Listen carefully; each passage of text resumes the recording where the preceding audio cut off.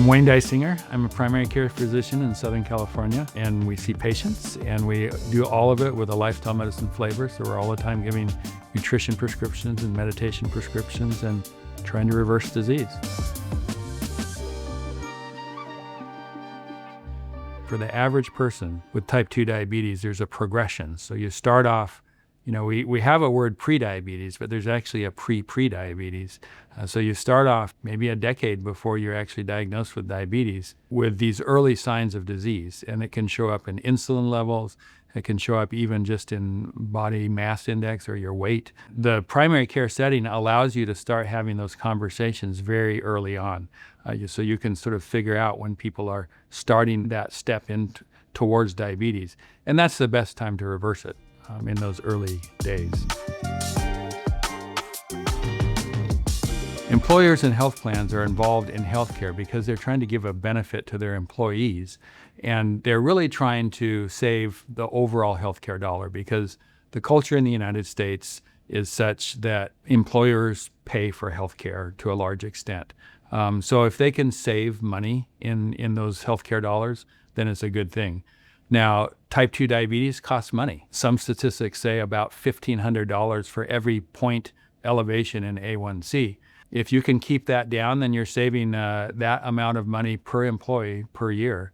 And that's significant. Those are significant dollars. Lifestyle medicine is done best when a lifestyle medicine provider, is responsible for the overall health of that patient or that group of patients. For the provider, my perspective is they need to be reimbursed on a monthly basis or a capitated basis to take care of those patients well. You compare that to fee-for-service. I'm being paid every time the patient walks in my door. So at some level, I'm actually motivated to actually keep the patient a little bit sick. Otherwise, they won't walk in my door again and I won't get paid again.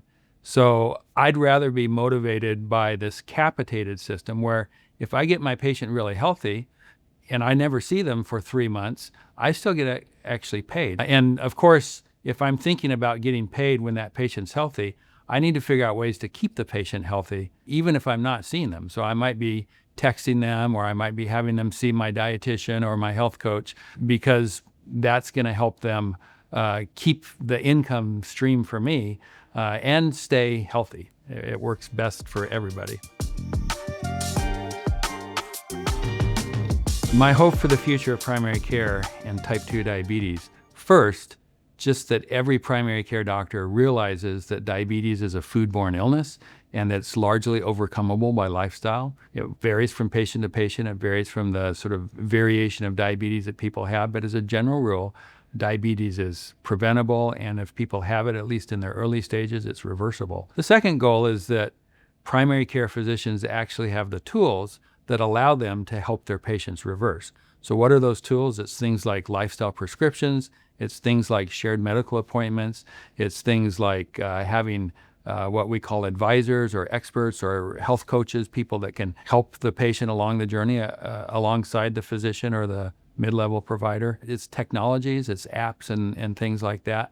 A lot of resources and a lot of tools that allow that provider to be successful in that diabetes reversal journey. That's the exciting thing about lifestyle medicine.